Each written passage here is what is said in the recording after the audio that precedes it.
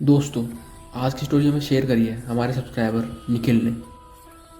और ट्रस्ट करो, ये एक ऐसी स्टोरी है जो सुनते ही तुम्हारी रात की नींद उड़ जाएगी। ये स्टोरी एक नॉर्मल फ्लैट में एक नॉर्मल आदमी के साथ कुछ पैरानॉर्मल इनकाउंटर्स होने की। निखिल ने रिसेंटली अपना फ्लैट शिफ्ट किया था और उसे पहली रात वहाँ पे सब कुछ नॉर्मल लगा। एक दो दिन उसके वहाँ पे बिल्कुल अच्छे से गुजरे, लेकिन जैसे ही उसने रूम में एंट्री की थी उससे थोड़ी एक अजीब सी वाइब आई थी घर में। एक हफ्ते बाद रात के समय वो कुछ काम कर रहा था अपने लैपटॉप में। तभी वो देखता है जो टीवी उसका बंद पड़ा था वो टीवी खुद ब खुद चालू हो गया। निखिल ने पहले तो सोचा कि ये शायद कुछ कन्फ्यूज़न है, कुछ फ्यूज़ का इशू होगा, पर फिर एक हल्की सी धीमी सी आवाज़ उसे महसूस होती है अपने रूम के अंदर। उसे लगता है कि उसके अलावा रूम में और कोई भी है जो कि उसे कुछ इशारा दे रहा है। राघव ने अपना पूरा रूम चेक करा, पूरा घर छान मार लिया, लेकिन उसे वहाँ कोई नहीं मिला। उसकी पहली रात उसकी नींद पूरी नहीं हुई। उसके आसपास से अजीबोगरीब साउंड आ रहे थे। कभी उसे लगता कि कोई उसके बेड के नीचे है, तो वो देखता वहाँ पर कोई नहीं था। अगले दिन की अगली रात राघव ने महसूस किया कि उसके शीशे में कभी कभी एक शैडो दिखाई देती है। जब भी वो कुछ काम करता है, जैसे कोई कॉम वगैरह करता है, कंघी मारता है, तो उसे लगता है कि उसके पीछे कोई खड़ा है। राघव ने एक चीज़ और नोटिस करी, जो कि उसका फ़ोन वो रात को हमेशा रख के सोता था पहले, इस फ्लैट में आने से पहले। तो उसका फ़ोन ठीक ठाक बैटरी पे होता था सुबह के टाइम। उसकी मुश्किल से 3 से 4% बैटरी ड्रॉप होती थी, पर इस फ्लैट में आने के बाद उसके फ़ोन की हर रात पूरी ड्रॉप हो जाती थी। उसका फ़ोन उसे हमेशा सुबह के टाइम स्विच ऑफ मिलता था।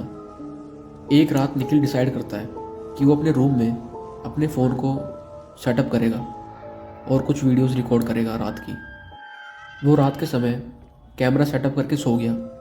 जब वो सुबह उठ के वीडियो देखता है तो रूम के कॉर्नर में उसे कोई खड़ा दिखता है, जो कि करीब 6 फीट की कोई एंटिटी होती है। राघव को पहली बार उस फ्लैट में डर लगा। उससे पहले राघव डर नहीं रहा था। जब उसने सच्चाई देखी अपने रिकॉर्डिंग में तो वो काफ़ी डर चुका था। तीसरे हफ्ते उसने महसूस किया कि रूम के जो ऑब्जेक्ट्स होते हैं, जैसे कुर्सी, कुछ और सामान होता है, वो रात के टाइम सोने से पहले तो ठीक होता है, पर जब वो सुबह उठ के देखता है तो वह सामान अपनी जगह से मूव हो चुका होता है। वो सामान अपनी जगह से हिल चुका होता है। उसका सामान और उसकी किताबें सुबह उठकर अपनी जगह से हिली हुई मिलती है, जैसे रात को किसी ने उसको छेड़ा हो या जानबूझकर कहीं और रखा हो। एक रात लेट नाइट तक निखिल अपने लैपटॉप में काम कर रहा होता है तो किचन में एक ग्लास गिरने की आवाज़ आती है। और जब निखिल किचन में जाके देखता है तो वहाँ पे कोई भी ग्लास गिरा नहीं होता। राघव सोचता है ये मेरा वहम तो नहीं, पर जो उसने रिकॉर्डिंग में देखा था वो कुछ और ही था। हर रात ये एक्टिविटीज़ बढ़ती जा रही थी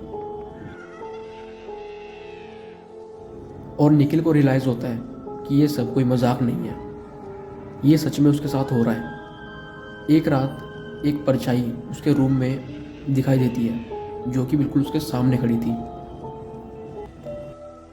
तो निखिल काफ़ी डर जाता है और वो मन ही मन बोलने लगता है कि मुझे छोड़ दो, मैंने तुम्हारा क्या बिगाड़ा है। और उसकी बॉडी एकदम पैरालाइज हो जाती है। वो कोशिश तो करता है मूव करने की, पर वो मूव नहीं कर पाता। तभी उस रूम की लाइट फ्लिकरिंग करनी स्टार्ट होती है और उसके रूम से किसी के हंसने की बहुत तेज आवाज़ आती है। उस हादसे के अगले ही दिन निखिल ने वो फ्लैट खाली कर दिया और वो ओनर पे काफ़ी गुस्सा हुआ था। वो ओनर से कहता है कि जब ऐसी बात थी, इस फ्लैट में कुछ था पैरानॉर्मल, तो आपको मुझे ये फ्लैट रेंट पर नहीं देना चाहिए था। और दोस्तों, ये स्टोरी सिर्फ एक एग्जाम्पल है।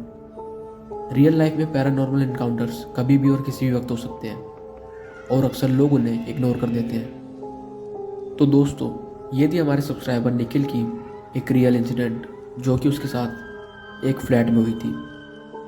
और अगर तुम्हें भी कोई ऐसी रियल स्टोरी हमसे शेयर करनी है तो नीचे कमेंट में बताना। अगर आपको इस स्टोरी से कुछ सीखने को मिला हो तो वीडियो को लाइक करो, शेयर करो और सब्सक्राइब करना मत भूलना।